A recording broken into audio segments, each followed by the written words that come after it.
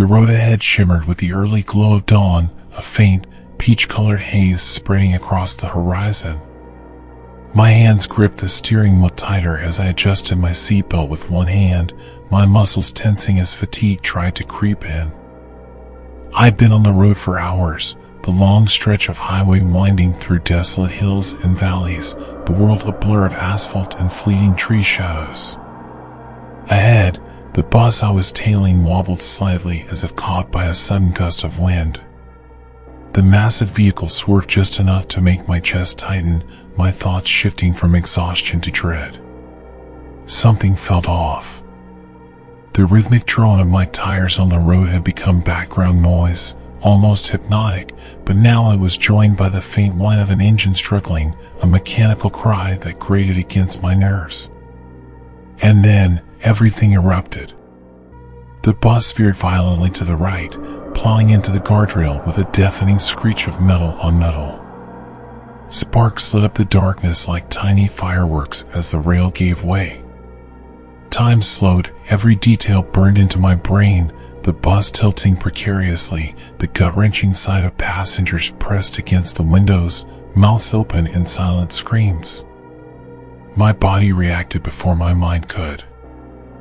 I slammed on the brakes, skidding, the acrid smell of burning rubber filling my nostrils as my car fishtailed and stopped just short of the broken guardrail. For a moment, I was frozen. My breath came in shallow gasps, eyes wide as I watched the bus tumble down the embankment in surreal slow motion. It rolled once, twice, before coming to rest on its side in a twisted heap of steel and shattered glass. Then came the sound, deep, guttural, a reverberation that shook the very ground beneath me.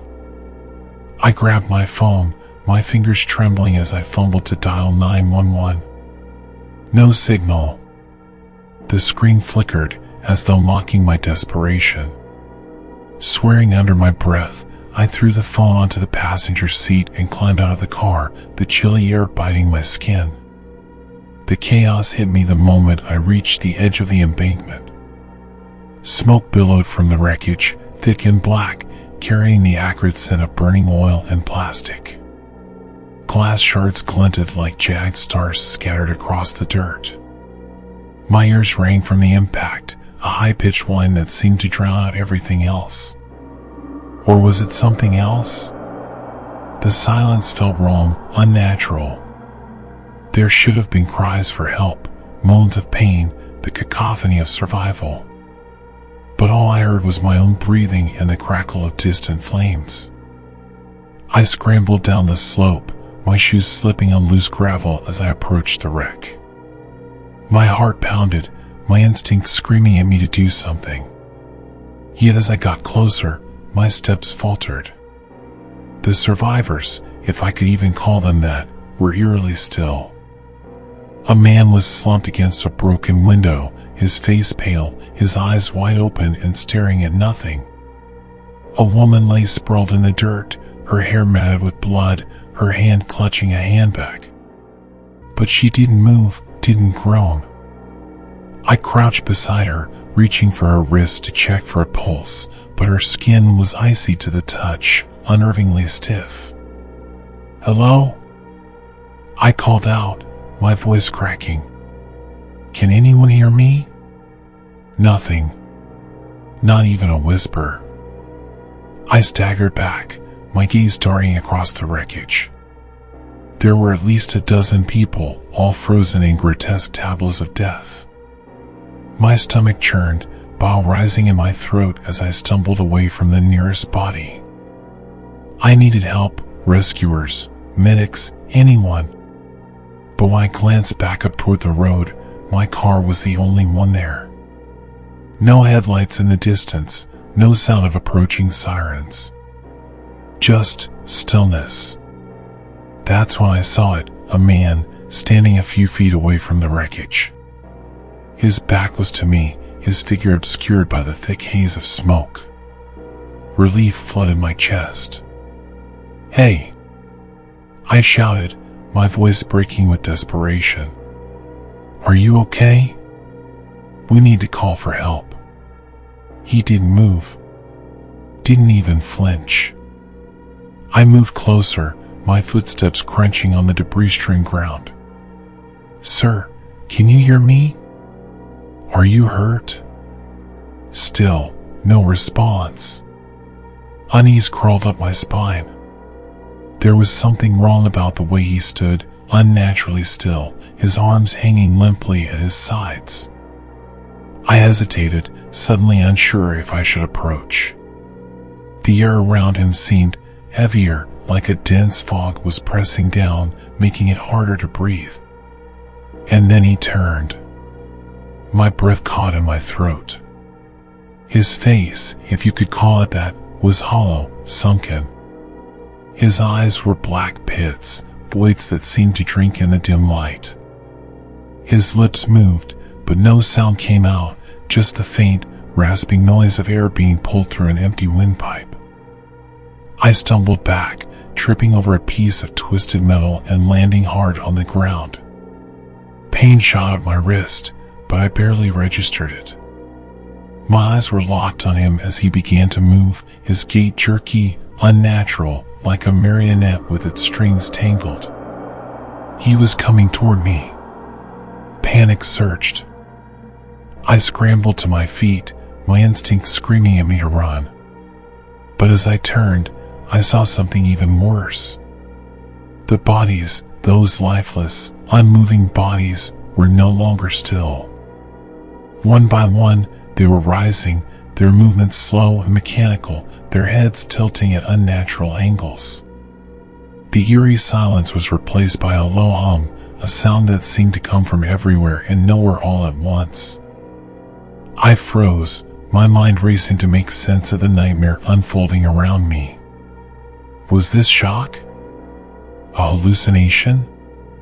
Some cruel trick of the brain trying to process trauma? And then I heard it, a voice, faint but unmistakable, whispering in the back of my mind. "You shouldn't be here." It wasn't my voice. It wasn't anyone's voice I recognized. But it was there, echoing inside my skull, filling me with a primal terror I couldn't explain. I staggered backward, my legs trembling, as the man with the hollow face took another step toward me. The wreckage, the bodies, the unnatural silence, it all blurred together as I turned and ran. Up the slope, toward my car, toward anything that could take me away from this nightmare. But even as I sprinted, I couldn't shake the feeling that I was being watched, that I was being followed. I don't know how far I ran or how long I clawed my way back up the embankment, but by the time I reached the road, my lungs were on fire and my legs felt like lead. My car stood alone in the middle of the highway, its headlights dimmed, almost swallowed by the thick fog that had crept in during the chaos. The bus lay far below, shrouded in smoke and shadow, like a distant scar on the earth. I leaned against the hood of my car, my breath ragged, my hands trembling.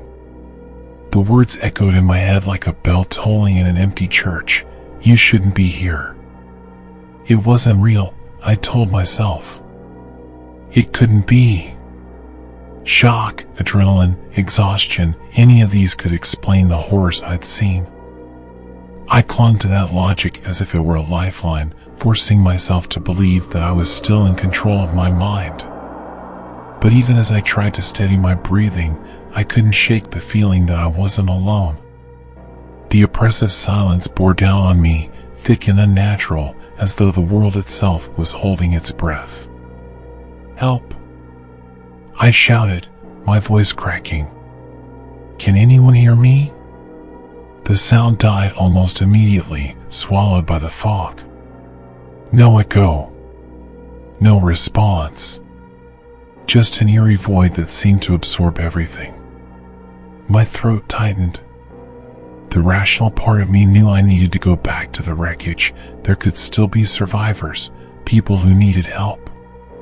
But another part of me, primal and raw, screamed at me to get in my car and drive. Drive as far and as fast as I could. I swallowed hard, ignoring the instinct to flee. I couldn't just leave. Not yet.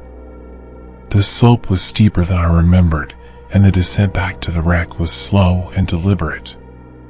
My flashlight, grabbed hastily from the glove compartment, cast a weak, flickering beam that barely cut through the haze. The world around me felt distorted, the edges of reality blurring. Every step seemed to stretch longer than it should, and the wreckage seemed both impossibly far and unnervingly close, as if space itself were folding in on me. When I reached the bus, the smell hit me again, burning oil, scorched rubber, and something sickly sweet that turned my stomach. The wreck was a twisted labyrinth of mangled metal and shattered glass. Smoke curled from the engine, and the eerie red glow of the taillights gave the scene a hellish tint. "Hello?" I called, stepping cautiously around the debris. "Is anyone alive?" The silence answered. Not a whisper of movement, not even the crackle of fire I'd heard earlier. Just the faint hum I couldn't place, a sound that seemed to vibrate in my skull, growing louder the longer I stood there. I approached the first body, the woman I checked earlier. She hadn't moved. Her hand still clutched her handbag, her face frozen in a death mask of terror. But something had changed. Her eyes, they were open now, staring straight at me. A shiver crawled down my spine as I backed away, nearly tripping over a piece of metal. I turned to the bus itself, its side ripped open like a sardine can. Inside, the rows of seats were a chaotic mess, some ripped from their moorings, others crushed together in a heap.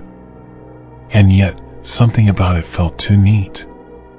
Too deliberate. The blood streaks on the windows seemed to form patterns, almost like symbols, though I couldn't decipher them in the dim light. Steeling myself, I climbed inside, the metal groaning under my weight. My flashlight illuminated the narrow aisle, revealing more bodies, slumped, twisted, broken. But like the woman outside, they all seemed to stare. Their vacant eyes followed me as I moved, though their heads never turned. "Hey!" I shouted, my voice cracking. "If someone's here, say something. I'm trying to help." The hum grew louder, resonating through the wreckage, and for a moment, I thought I heard footsteps behind me. I whipped around, but the aisle was empty. The bodies were still, their faces locked in their eerie, frozen expressions. And then I saw it, a message scrawled in the condensation on one of the windows. "Don't look away." I stumbled back, my flashlight shaking in my hand. "Who's there?" I demanded, my voice trembling. "What do you want?" No answer. The air felt heavier, pressing against my chest. The flashlight flickered, plunging me into brief, suffocating darkness before the beam returned. When it did, the message was gone. The glass was clean, as though it had never been touched. Panic clawed at my throat. I needed to get out of there. But as I turned to leave, something caught my eye, a movement, quick and fleeting, just outside the bus. I froze, straining to see through the haze.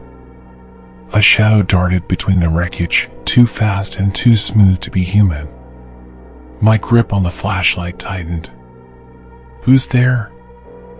I shouted, stepping out of the bus and into the open. The fog seemed thicker now, swirling around me like living tendrils. I turned in a slow circle, my heart hammering as I scanned the wreckage. And then I saw it. A figure stood at the edge of the wreck, its silhouette barely visible through the mist. It was taller than any human should be, its limbs impossibly long and thin. Its head tilted at an unnatural angle, as though studying me. I opened my mouth to speak, to scream, but no sound came out. The figure didn't move, but the hum in my ears grew deafening. I stumbled backward, and when I blinked, it was gone. Just gone. but the signs were still there. Messages etched into the dirt, carved into the metal of the bus. I didn't see them before, but now they were everywhere. Stay with them. They see you. Run. I turned and bolted, my legs trembling with every step as I clawed my way back up the embankment. My thoughts were a chaotic mess, a swirling storm of fear and confusion. The fog seemed alive now, curling around me, tugging at my clothes, whispering in a language I couldn't understand. When I reached the road, I threw myself into my car, locking the doors and fumbling for the keys. My hands shook so badly I could barely fit the key into the ignition. The engine sputtered to life, and the headlights cut through the fog, illuminating the empty highway ahead. I didn't look back. I couldn't. The feeling of eyes on me was too strong, too real. As I drove away, the hum in my ears faded, replaced by the rhythmic thrum of the tires on the asphalt. But even as I sped down the road, I couldn't shake the sense that I wasn't alone. The rearview mirror showed only darkness, but I didn't trust it. I didn't trust any of it. And then, faintly, in the distance behind me, I saw headlights. Too high to be another car. Too steady to be human. They were following. The decision wasn't easy, but it was clear no one was coming. The wreckage was a tomb, and I wasn't going to let it become mine. My hands were still trembling as I grabbed my flashlight, a bottle of water from my car, and a jacket to ward off the growing chill. The road stretched ahead, shrouded in an eerie, unnatural fog that swallowed the edges of the horizon. It was a gamble, but staying wasn't an option. The hum that had haunted me at the crash site was quieter now, a faint vibration at the base of my skull. I told myself it was just residual fear, adrenaline, or perhaps even tinnitus from the impact. But deep down, I knew it wasn't. There was something wrong with this place, something I couldn't explain. I could feel it in the air, taste it on my tongue, a bitter, metallic tang that grew stronger with every breath. I walked for what felt like hours, but my watch told me it had only been minutes. The highway was deathly quiet, devoid of the usual sounds of the night. No crickets, no wind, no distant hum of engines. Just the crunch of gravel beneath my boots and my own labored breathing. The fog seemed to thicken as I moved, swallowing the world behind me and leaving only a narrow tunnel of visibility ahead. The first sign of something being off came when I passed the same road sign for the third time. Route 93, it read in faded white letters, with an arrow pointing straight ahead. It wasn't just similar, it was identical. The same dent in the corner, the same graffiti scrawled across the bottom, "Die trying." I stopped and turned, shining my flashlight behind me. The beam stretched out into the fog, illuminating nothing but the endless road. A cold sweat broke out on my back. It didn't make sense. I hadn't taken any turns, and the highway should have been a straight shot. "You're just disoriented," I muttered to myself. "It's the fog. It's messing with your head." But as I pressed on, the landscape became stranger. Trees lined the edges of the road, their gnarled branches twisting like skeletal fingers. At first, they were sparse, scattered along the shoulder. But the further I walked, the denser they became, leaning in as though they were watching me, their bare limbs clawing at the edges of the fog. And then there was the sound. It started faint, like distant whispers carried on the wind. I froze, straining to hear. It was rhythmic, almost melodic, but I couldn't make out the words. I turned in a slow circle, my flashlight slicing through the darkness, but there was no one there. The sound grew louder, morphing into a low, guttural murmur that seemed to come from everywhere at once. My chest tightened, and I broke into a jog, desperate to put distance between me and whatever was out there. After what felt like an eternity, I spotted movement ahead, a figure in the distance, silhouetted by the dim glow of the moon breaking through the fog. Relief washed over me. "Hey!" I shouted, breaking into a run. "Hey, wait!" The figure didn't respond. It stood perfectly still, facing away from me. As I got closer, I could make out more details: a long coat, a wide-brimmed hat, and hands tucked neatly into pockets. My footsteps echoed unnaturally loud in the stillness, but the figure didn't react. "Hello?" I called again, my voice tinged with desperation. "Are you hurt? I need help." I was only a few feet away when the figure turned. It wasn't fast or sudden, just a slow, deliberate motion, as though it had all the time in the world. Its face, or what should have been its face, was shrouded in shadow, the brim of its hat casting an unnatural darkness over its features. I stumbled to a halt, my breath catching in my throat. "Can you help me?" I asked, my voice trembling. The figure tilted its head slightly, as if considering me. And then, without a word, it stepped backward, melting into the fog. I lunged forward, waving my flashlight wildly, but there was nothing there. No footprints. No sign that anyone had ever been there at all. I kept moving, my pace quickening as the road began to change. The asphalt cracked and crumbled beneath my feet, giving way to patches of dirt and gravel. The air grew heavier, the fog thickening into an almost tangible presence. The whispers returned, louder this time, and I realized they weren't just in the air, they were inside my head. "Turn back," they hissed. "You don't belong here." I pressed my hands to my ears, trying to block them out, but it was no use. The words burrowed into my mind, growing more insistent with every step.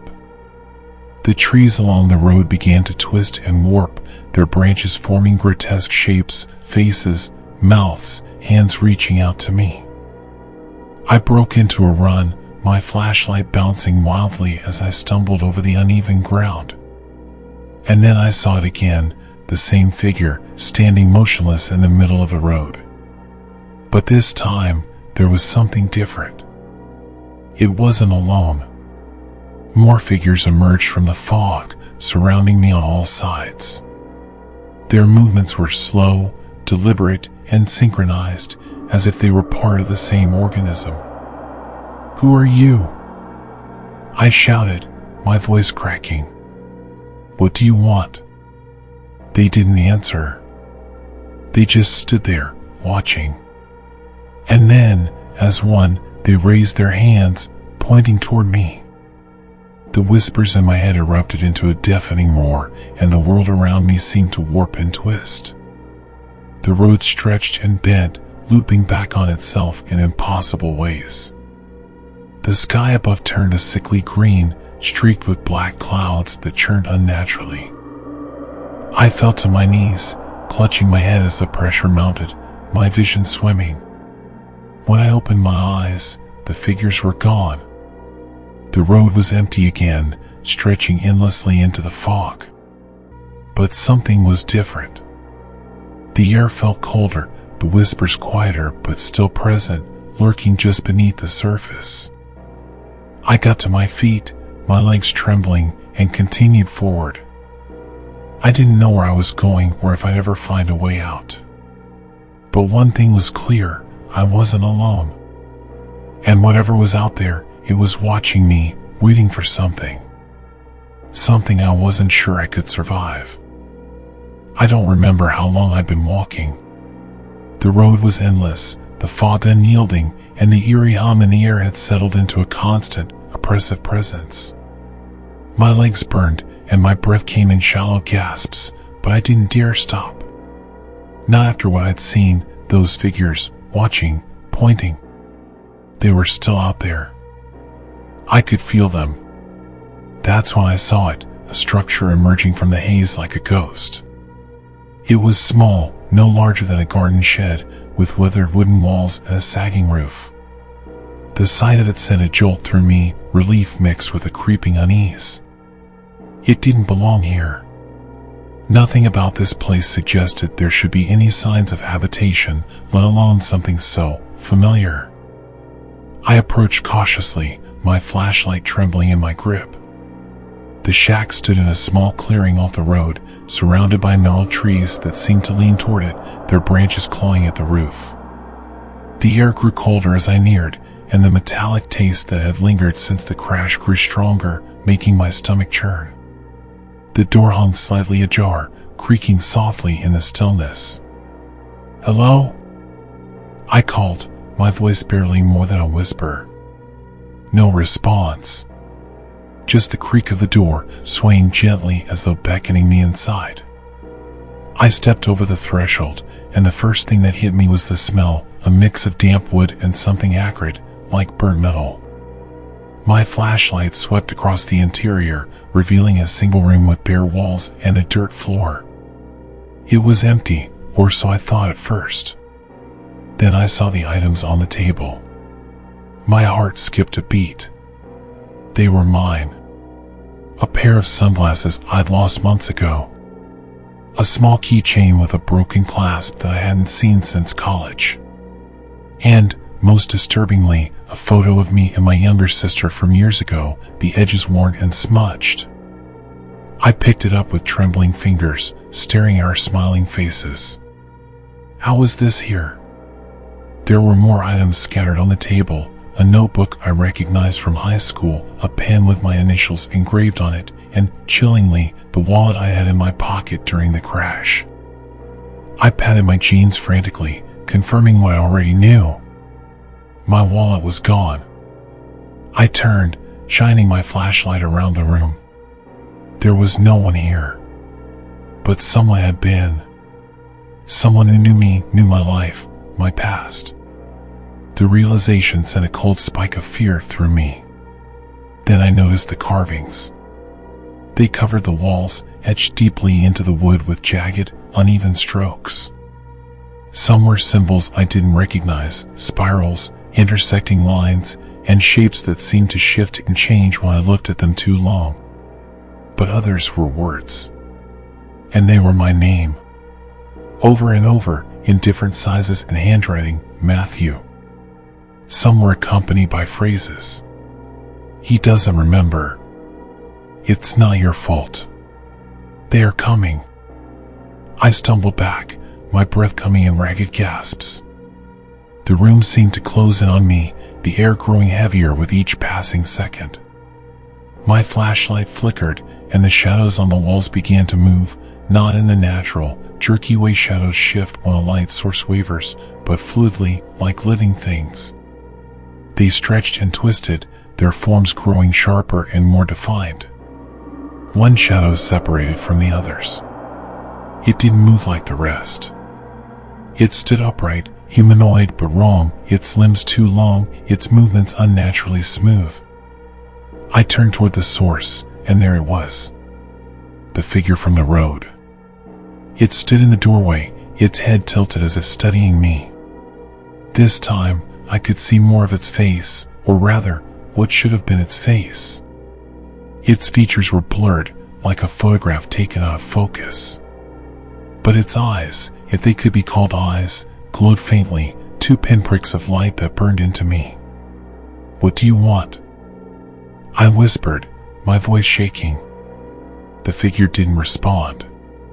It stepped forward, and the room seemed to darken around it, the shadows on the walls writhing as though alive.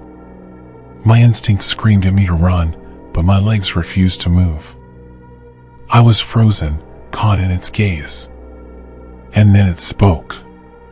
Its voice wasn't a voice at all. It was a cacophony of sounds, whispers layered over each other, growing louder and louder until they became deafening. I couldn't understand the words, but they burrowed into my mind, each syllable a sharp, burning pain. I clutched my head, sinking to my knees, and the photo slipped from my fingers, landing face down in the dirt. "Stop!" I screamed, though I wasn't sure if a word made it past my lips. The figure loomed closer, its form shifting and distorting like smoke. My flashlight flickered again, the beam dimming until it was barely more than a faint glow. The walls around me seemed to dissolve, the carvings melting into darkness. The whispers grew louder, more insistent, until they were the only thing I could hear. "Run," one voice cut through the noise, clear and sharp. I didn't hesitate. I scrambled to my feet and bolted for the door, not daring to look back. The moment I crossed the threshold, the whispers stopped. The air outside was cold and still, the fog thicker than ever. I ran down the road, my breath coming in ragged gasps, the sound of my pounding footsteps the only sign I was still alive. When I finally stopped, I doubled over, hands on my knees, struggling to catch my breath. The shack was gone, swallowed by the fog. I turned slowly, my flashlight beam cutting through the haze, but there was no sign of the structure or the figure. The road stretched endlessly in both directions, the fog pressing in like a living thing. I was alone again, but the unease in my chest hadn't faded. If anything, it had grown stronger. The items in the shack, the carvings, the figure, they all pointed to one thing. This wasn't just about the crash. Something bigger was happening. Something I couldn't understand. And whatever it wasn't done with me yet. I kept walking, my feet dragging over the uneven road, my mind racing with the fragments of what I'd seen in that shack. The whispers had faded, but their weight lingered in my chest, a pulsing ache that wouldn't let me breathe freely. The carvings, the items, the figure, none of it made sense, and yet some part of me, buried deep beneath the panic, felt like it had all been waiting for me. As I trudged through the endless fog, snippets of memory began to resurface. Not clear, not linear, but pieces, a collage of sensations, emotions, and fleeting images. The crash. I couldn't stop seeing it, no matter how much I tried to focus on the road ahead. Flashes of it would seize me at random, the blinding lights, the screech of tires, the sickening jolt as the world turned upside down. Each time the memory hit, it left me shaken, gasping for air. But something about it didn't fit. Each time I replayed the crash in my mind, the sequence shifted. The sounds were too sharp, the timing too perfect. The blinding lights, they hadn't come from another car. They'd come from above, flooding the road with an intensity that couldn't have been natural. And then there were the gaps. Entire moments missing. 1 second I was behind the wheel, gripping the steering wheel as I swerved to avoid the light. The next, I was on the ground, surrounded by wreckage and silence. I hadn't hit another car. I hadn't hit anything. So why had the car flipped? The more I thought about it, the less sense it made. The whispers started again. Soft at first, like wind rustling through leaves. But there were no leaves here, only fog and the lifeless road stretching into nowhere. I turned, scanning the emptiness around me, my flashlight casting weak beams into the mist. The whispers grew louder, more distinct, though I couldn't make out the words. They came from every direction and none at all, circling me like a predator stalking its prey. "Who's there?" I shouted, my voice breaking. "What do you want?" No response. Just the whispers, growing closer, their cadence strange and uneven, as though they were speaking in a language I couldn't understand, or maybe I could, but refused to. And then I saw them. Figures emerging from the fog, their forms indistinct but unmistakably humanoid. Their movements were unnatural, jerky, as though they were being pulled by strings. I backed away, clutching the flashlight like a weapon, though I knew it wouldn't do me any good. "Stay back," I shouted, though my voice cracked with fear. They didn't stop. They didn't even slow. As they drew closer, I could see their faces, or the lack of them. Their heads were smooth, featureless, like mannequins made of smoke. But their presence wasn't empty. It was overwhelming, pressing against my mind like a vice. The whispers became clearer, more insistent, and this time, I understood. It wasn't an accident. The words hit me like a blow, and I stumbled back, nearly dropping the flashlight. What? What do you mean? They didn't answer, at least not directly. Instead, images flooded my mind, disjointed, rapid-fire flashes that made me clutch my head in agony. A car speeding down a dark road. My hands on the wheel, knuckles white. Headlights in the rearview mirror, closer, too close. The sound of my own voice, screaming. And then the light. Blinding, all-consuming. I sank to my knees, my head spinning. No, I whispered, shaking my head. It was just an accident. It had to be. But the figures didn't relent. They surrounded me now, their whispers drilling into my skull. Remember. Confess. Accept. I don't understand. I screamed, the sound tearing from my throat. What do you want from me? One figure stepped forward, closer than the rest. Its presence was suffocating, its form towering over me. When it spoke, its voice wasn't a whisper but a deep, resonant sound that echoed in my bones. You know the truth. The truth. The words rattled in my mind as I staggered to my feet, the figures parting to let me pass as though they knew I wouldn't escape. Memories clawed their way to the surface, fragments stitching themselves together into something horrifyingly coherent. I hadn't been alone in the car. A passenger. A voice. Laughter.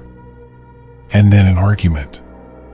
It was coming back now, the details sharp and vivid. A face, familiar, terrified, turning to me as the lights engulfed us. Stop the car, they'd shouted. But I hadn't. I couldn't. Why couldn't I? The memory slipped away again, leaving me gasping. My hands were shaking, my heart pounding in my chest. The figures were gone now, but the air was still thick with their presence, their whispers lingering in my ears. I stumbled forward, desperate for something, anything, to anchor me. The road seemed endless, but ahead, the fog began to thin. Shapes loomed in the distance, faint but growing clearer with each step. A sign. A clue. Something to make sense of all this. When I reached it, I realized it wasn't salvation. It was a car, my car. The one from the crash. It sat in the middle of the road, battered and smoking, its windshield shattered. The sight of it brought the memories flooding back, unstoppable now. The argument, the crash, the impossible light. The figure in the shack had said it wasn't my fault, but the guilt in my chest told me otherwise. I approached the wreckage cautiously, my flashlight illuminating the twisted metal. The driver's side was empty, but when I circled to the passenger side, my stomach dropped. A figure sat slumped in the seat, their face obscured by the shadows. No, I whispered, the word catching in my throat. I reached for the door, my hand trembling. Before I could open it, the figure turned to face me. It was me. Not just a reflection, but a perfect copy, down to the fear in its wide, staring eyes. You can't run from this, it said, its voice a perfect mirror of my own. And then everything went dark. When I woke, I was lying on the road, the wreckage gone. The fog was thicker than ever, pressing against me like a living thing. The whispers were back, louder now, their words overlapping in a maddening cacophony. But through the chaos, one phrase stood out, clear and piercing. Find the truth or be consumed. I didn't know what it meant, but I knew one thing: this wasn't over. Whatever this place was, whatever had happened to me, it wasn't finished with me yet. The figure loomed in the distance again, just like every other time, but something was different now. This time, I didn't feel the same primal terror that had driven me to flee before. I was exhausted, worn thin by the endless roads, the cryptic whispers, and the relentless memories that refused to settle into anything coherent. I took a step forward, then another, my flashlight flickering as I approached. "I know you're there," I shouted into the fog. "No more games. No more whispers. Just tell me what's going on." The figure didn't move. The fog seemed to pulse around them, a living thing that receded with each of my steps. As I drew closer, the shape solidified and the figure's features became clearer. They weren't monstrous or grotesque, as I'd feared. No, their face was ordinary, human. And it was my face. "You already know," they said, their voice even in calm, yet it struck me harder than any scream ever could. "Know what?" My voice cracked, frustration and fear boiling over. "That this is some kind of punishment? That I'm dead? What is this place?" The figure tilted their head, studying me as though I were the puzzle, not the other way around. Then, with deliberate slowness, they raised their hand and gestured to the ground. The fog parted, revealing the wreckage of the crash again. It hadn't been there moments ago, yet now it sprawled before me in perfect, horrifying detail. My mangled cart sat at the center, twisted and scorched, as though it had been burning for hours. But it wasn't empty this time. Figures surrounded the wreckage, their bodies stiff and unmoving. As I stepped closer, my breath hitched. They weren't strangers. They were me. Dozens of versions of myself lay scattered across the scene, each frozen in various states of fear, pain, or resignation. Some clutched at their chests, others stared blankly at the sky, their expressions twisted in agony or despair. It was like a macabre gallery of every possible reaction to death. "What is this?" I whispered, unable to tear my eyes away. "This is you," the figure said. "Every choice. Every outcome. Every time." "No," I said, shaking my head. "No, this isn't real. This can't be real." "It is. And it always has been." The figure stepped forward now, their movements smooth and purposeful. They weren't an exact copy of me, I realized. Their features were sharper, more angular, their presence heavier. They felt like more than me, like an amplified version of something I didn't fully understand. "Why am I here?" I demanded. The figure didn't answer right away. Instead, they gestured to the wreckage again. "You were given a choice," they said. "A moment of decision. Do you remember?" I closed my eyes, trying to summon the memory. The argument in the car, the blinding light, the crash. But there was something else now, a fragment that hadn't been there before. The passenger. Their face. Their voice. "Pull over," they had said, their tone urgent. "Please, you don't understand. We're not supposed to be here." But I hadn't listened.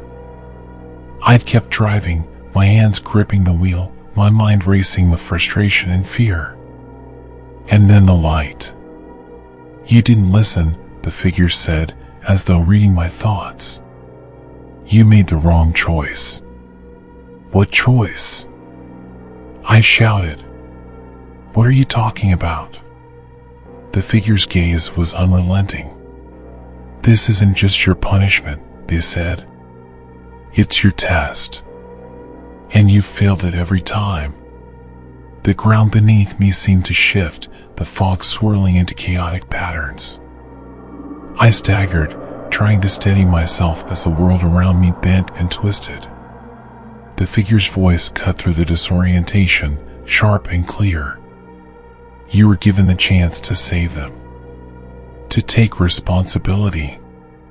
But you didn't. Every time, you chose yourself. And every time, you ended up here. Save who? I asked, though I already knew the answer. The passenger, they said simply. The memory hit me like a tidal wave. Their face, their voice, their panic. They'd begged me to stop, to pull over, to listen. But I hadn't. And now they were gone. Where are they? I whispered, my voice trembling. Are they here too? The figure didn't respond right away. Instead, they stepped aside, revealing something I hadn't seen before, another figure sitting on the ground near the wreckage. It was the passenger. They looked up at me, their expression a mixture of sadness and resignation. You don't remember me, they said, their voice soft. Not really. My throat tightened. I wanted to say something, to apologize, to explain. But no words came. You've been stuck here for so long, they continued, reliving this moment over and over. And you never realize what's happening until it's too late. I looked at the figure, the other version of myself. What happens if I don't fix it? They smiled, but it wasn't a comforting smile. You'll keep trying, they said. Forever. Until you make the right choice. Or until there's nothing left of you to try. I sank to my knees, the weight of their words crushing me. What choice? What am I supposed to do? The passenger stood, walking toward me. Their presence felt different now, calmer, more forgiving. They reached out, placing a hand on my shoulder. You know, they said. And in that moment, I did. I remembered everything. The argument. The light. The crash. And the truth, I had seen the light coming, and I had time to act. I could have swerved, shielded them, taken the full impact myself. But I hadn't. I'd hesitated, out of fear or selfishness or both, and that hesitation had sealed their fate. The fog thickened again, the whispers rising to a deafening crescendo. The figure, my other self, stepped closer, their expression hard and unforgiving. This is your last chance, they said. Make the right choice. The ground shifted beneath me, and suddenly I was back in the car, the passenger beside me, the light flooding the road ahead. Time slowed, every detail sharp and clear.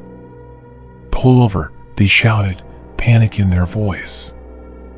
I gripped the wheel, my heart pounding. This was it. The moment.